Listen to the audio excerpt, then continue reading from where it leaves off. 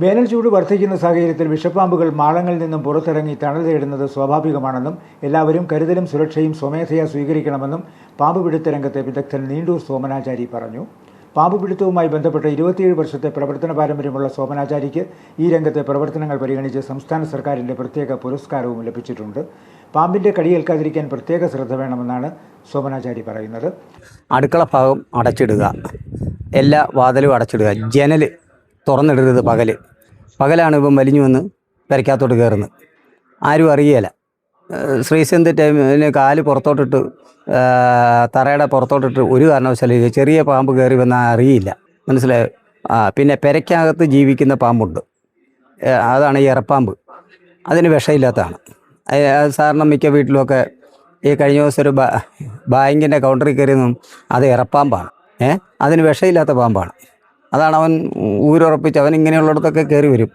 അടുക്കളയ്ക്കകത്തും നമ്മുടെ വീട്ടിലെ മിക്ക കബോർഡിൻ്റെ അകത്തും പാമ്പും കുഞ്ഞുങ്ങൾ കാണും. അതൊന്നും നമ്മുടെ ശ്രദ്ധയിൽപ്പെടാത്തതാണ്. നമ്മൾ ശ്രദ്ധിക്കുന്ന വലിയ മുഴുത്ത മൂർഖനൊക്കെ പുറത്തു നിന്ന് അവൻ കയറി പോകുന്നതാണ് കാണുന്നത്. ഇര പിടിക്കാൻ വന്നാണ് ഇവൻ അകത്തോട്ട് കയറുന്നത്. കരിങ്കൽക്കെട്ടിൻ്റെ അകത്ത് പാമ്പ് ഒരിക്കലും ഇരിക്കുകയില്ല. ഒരു പെരത്തറയ്ക്കകത്ത് കയറത്തില്ല, അഥവാ കയറിയാലും മണ്ണിനകത്തേ ഇരിക്കുകയുള്ളൂ. ഈ വേസ്റ്റ് കുഴി കെട്ടുമ്പോൾ അതിൻ്റെ സൈഡൊന്നും തേക്കാറില്ല. അപ്പോൾ അങ്ങനെ കട്ടയടിക്ക് കയറുന്നതാണ് വേസ്റ്റ് കുഴി. നമ്മളാരും ശ്രദ്ധിക്കാറില്ല, കെട്ടിടം പണിയുന്നവരാരും അങ്ങോട്ട് ശ്രദ്ധിക്കത്തില്ല. അപ്പോൾ അതിൻ്റെ അകത്തുകൂടെ പാമ്പ് മുട്ടയിട്ടിട്ട് വളകിടപ്പൻ അച്ചിൾ പോലെ ഇരിക്കും. അവനങ്ങ് കയറും. അതിൻ്റെ വയറ്റിനടിയിൽ ഒരു പശ പോലെയുണ്ട്, അത് പിടിച്ചാണ് പൊക്കത്തേക്കിടെ കയറി ബാത്റൂമിൻ്റെ അകത്തുനിന്ന് ഇറങ്ങി സൈഡേ തന്നെ അതിനെവിടെയെങ്കിലും കട്ടളപ്പടി കാണും. ഈ കട്ടളപ്പടിയുടെ എവിടെയെങ്കിലും പോത് കാണും. ആ പോതി താൽക്കാലികമായിരിക്കും. അതുപോലെ തന്നെയാണ് മൂർഖൻ മുട്ടയിട്ടാലും അവൻ ആ കരികില എവിടെ കിടപ്പുണ്ടോ ആ കരികില കൂട്ടത്തിൻ്റെ അകത്ത് കാണാം, ചപ്പിൻ്റെ അകത്ത് അതിൻ്റെ കുഞ്ഞുങ്ങൾ. പാമ്പ് പുറത്തിറങ്ങിക്കഴിഞ്ഞാൽ എങ്ങും പോകത്തില്ല. ആ കുഞ്ഞുങ്ങൾ ആ പ്രദേശത്ത് അവൻ ഒരുവിധ ഇര പിടിക്കാറാകുമ്പോൾ മാത്രമേ, അതും പ്രാണിയെ മാത്രമേ പിടിക്കാൻ.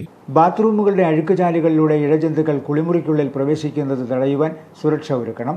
പകൽ സമയങ്ങളിൽ വാതിലുകളും ജനലുകളും സുരക്ഷിതമായി അടച്ചിട്ടാൽ ഇരതേടി പാമ്പുകൾ വീടിനുള്ളിൽ പ്രവേശിക്കുന്നത് തടയാൻ കഴിയും.